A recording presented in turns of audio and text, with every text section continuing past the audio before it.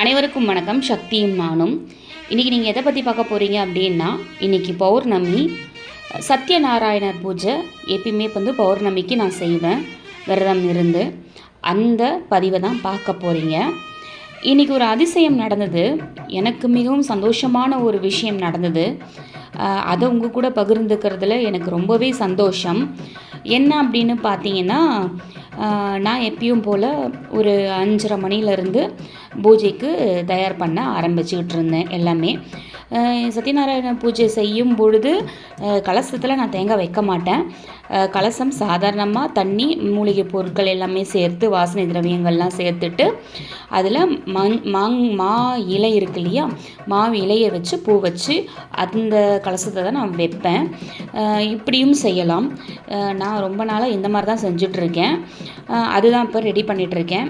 கலசம் செஞ்சு வச்சிட்டோம் அப்படின்னா அதுக்கப்புறம் கோலம்லாம் போட்டுட்டு நம்ம பூஜை அறையை அவருக்குரிய இடத்துல தயார் செஞ்சிடலாம். எப்பவுமே நான் எங்கே பூஜை செய்யணும் அதை நான் ஏற்கனவே சத்யநாராயண பூஜையை பற்றிய தெளிவான ஒரு பதிவை கொடுத்துருக்கேன். அதனுடைய லிங்க்கை வேணும்னா தரேன், பார்க்காதவங்க போய் பாருங்கள். ஏன்னா இதில் முழுசாக நான் காமிச்சிருக்க மாட்டேன். நான் பூஜை செய்கிற சின்ன சின்ன கிளிப்பிங்ஸ் தான் உங்களுக்கு வந்திருக்கும். தெளிவான விளக்கம் நான் கொடுத்துருக்க பதிவோட லிங்க்கை நான் கீழே கொடுக்குறேன், கண்டிப்பாக பாருங்கள். இதில் என்ன ஒரு அதிசயம் நடந்ததுன்னு நான் சொல்கிறேன் அப்படின்னா, இன்று முழுக்க மழையாக தாங்க இருந்துச்சு. காலையிலேருந்தே மழை தான். வெயில் சுத்தமாக வரவே இல்லை. சூரிய பகவான் வரவே இல்லை. சும்மா எட்டி பார்த்துட்டு போயிட்டார், அவ்வளோதான். மிகவும் மழையாக தான் இருந்துச்சு, இருட்டிக்கிட்டே இருந்துச்சு.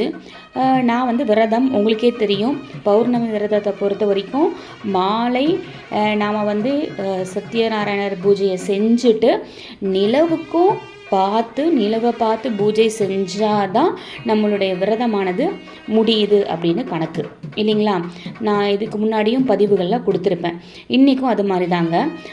இன்றைக்கி நான் யோசிச்சுக்கிட்டே இருந்தேன், இன்றைக்கி எப்படி நிலவு வரும், ஏன்னா இருட்டிகிட்ருக்கு, மழையாக இருக்குது, எப்படி நிலவு வரும், நம்ம எப்படி பூஜையை முடிப்போம், எப்படி நம்ம விரதத்தை முடிப்போம், என்ன பண்ண போகிறோன்னு தெரியலையே அப்படின்னு நான் ரொம்பவே யோசிச்சுட்டு இருந்தாங்க. அப்படி இருக்கும் பொழுது ஒரு 5:30 மணிலேருந்து நான் பூஜைக்கு ஆரம்பிச்சிட்டேன். அதுக்கப்புறம் பூஜையெல்லாம் செய்கிறதுக்கு எல்லாமே செஞ்சு முடிக்கிறதுக்கு ஒரு 6:30 அந்த மாதிரி ஆச்சுங்க. 6:30 ஆகும் பொழுது நான் முடிவு பண்ணிட்டேன், இன்றைக்கி நிலவு வர்றதுக்கு சுத்தமாக வாய்ப்பு கிடையாது. ஏன்னா இருட்டிகிட்டு இருக்குது, எப்படி வரும், வராது. அதனால் நம்ம பூஜை செஞ்சுட்டு ஒரு 7 மணி வரைக்கும் பார்த்துட்டு நிலவு வருதான்னு பார்ப்போம். கொஞ்சம் வெளிச்சம் தெரிஞ்சாலும் பரவாயில்லை, மனமாற நம்ம பிரார்த்தனை செஞ்சுக்கலாம், சந்தோஷமாக நம்ம பூஜையை முடிச்சுக்கலாம் அப்படின்னு தாங்க நினச்சிட்டு இருந்தேன். ஆனால் எப்பயுமே இந்த விரதம் இருந்து நிலவை பார்த்து பூஜையை முடிக்கிறவங்களுக்கு மனம் முழுக்க அந்த நிலவை பார்க்கணும் அப்படிங்கிறது தாங்க இருக்கும். உண்மையாகவே எனக்கும் அப்படி தான் இருந்துச்சு. ஒரு ஓரத்தில் நம்ம விளக்க பார்த்து பூஜையை முடிச்சுக்கலான்னு நான் நினச்சா கூட 7 மணிக்கு வரைக்கும் பார்க்கலான்னு.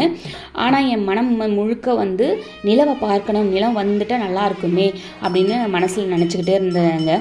பூஜையை முடிச்சுட்டு சத்யநாராயண எனக்கு ஒரே ஒரு முறை நிலவை காமிச்சிருங்க, உங்களை நான் நினச்சி நான் நிலவை ஒரு கும்பிட்டுடுறேன், நிலவுக்கு ஒரு பூஜையை செஞ்சுட்டு நான் என்னோடய விரதத்தை முடிச்சுக்கிறேன், நான் ரொம்ப திருப்தி ஆகிடுவேன், ரொம்ப சந்தோஷமாயிடுவேன்.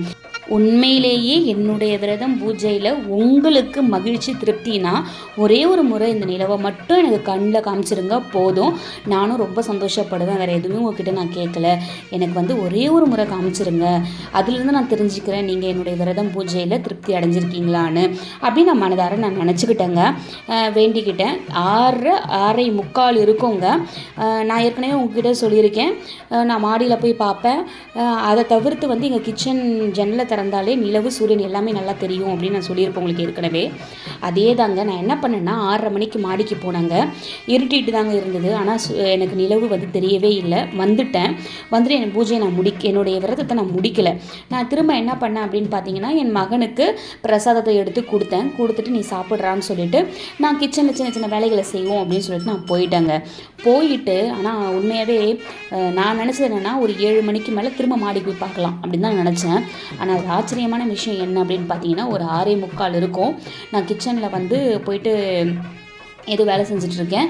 டக்குன்னு பார்த்தா அழகாக அந்த நிலவோட வெளிச்சம் வந்து என்னுடைய முகத்தில் அடித்த மாதிரி இருந்துச்சுங்க. என்னடான்னு பார்த்தா அவ்வளோ அழகாக அந்த இருட்டிட்டு இருக்க மேக மூட்டத்துக்குள்ளே இருக்கிற நிலவானது கொஞ்சம் கொஞ்சம் கொஞ்சம் கொஞ்சமாக அழகாக மேலே வந்தாங்கங்க. நான் பொய் சொல்லலை, அந்த பதிவு உங்களுக்கு நான் கொடுத்துருப்பேன் பாருங்கள். அழகாக மேலே வந்தாங்க. நம்ம பெண் மனசு எப்பவுமே திருப்தி அடையாது. அதே மாதிரி தான் நான் பத்தாதுங்க, இன்னும் கொஞ்சம் அப்படின்னு சொல்லிட்டு நான் வந்து சத்யநாராயணரே இன்னும் கொஞ்சம் மட்டும் மேலே வாங்க, கொஞ்சம் மேலே வாங்க அப்படின்னு சொல்லிட்டு நான் அதை கேட்டுக்கிட்டே இருக்கேன்.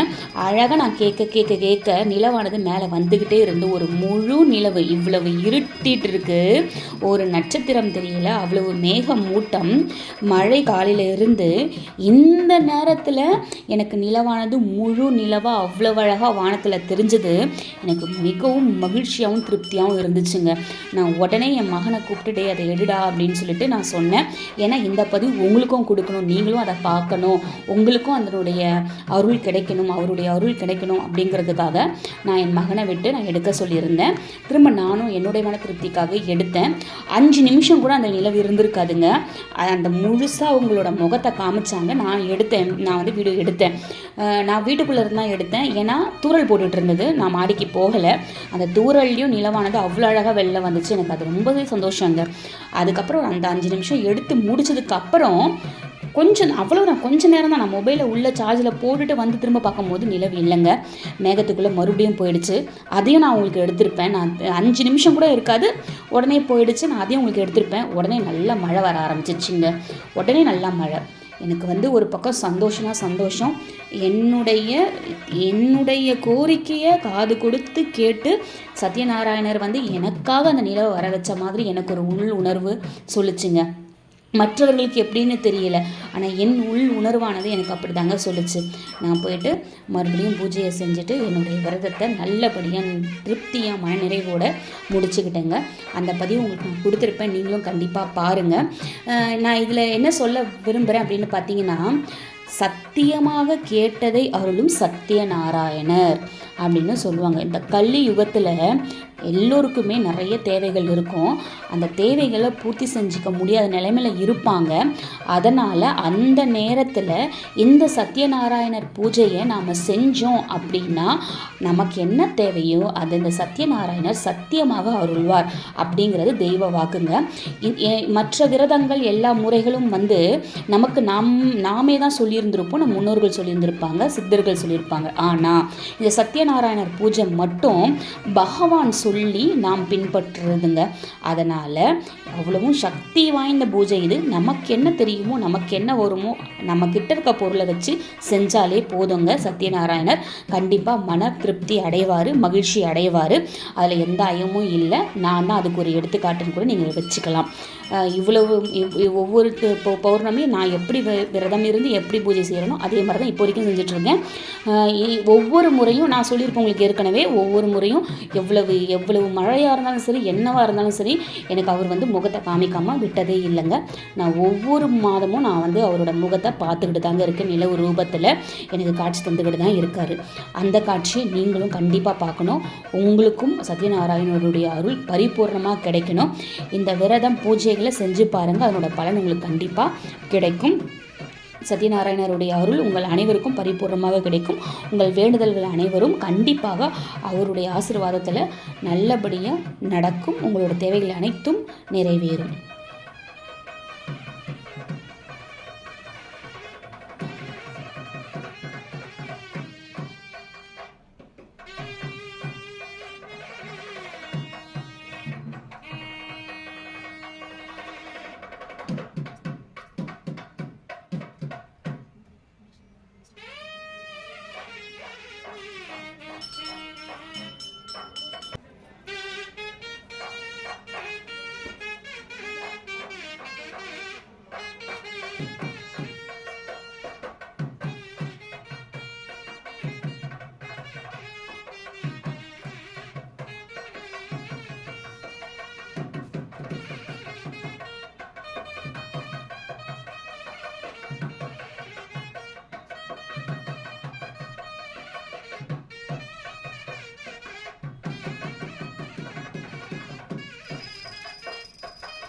எவ்வளவு அழகாக கொஞ்சம் கொஞ்சம் கொஞ்சமாக மேலே வராரு பார்க்குறீங்களா? அவருடைய முழு முகத்தையும் நம்மால் பார்க்க முடியும். இதை நீங்கள் பார்க்குறதுக்கு உங்களுக்கும் கொடுத்து வச்சிருக்குன்னு தாங்க சொல்லுவேன். 5 நிமிஷத்தில் அவர் இருந்த இடமே தெரியலங்க. பாருங்கள், இப்படி இருட்டிடுச்சு, மழை வேற. நன்றி. ஓம் முருகா. சச்சிதானம்.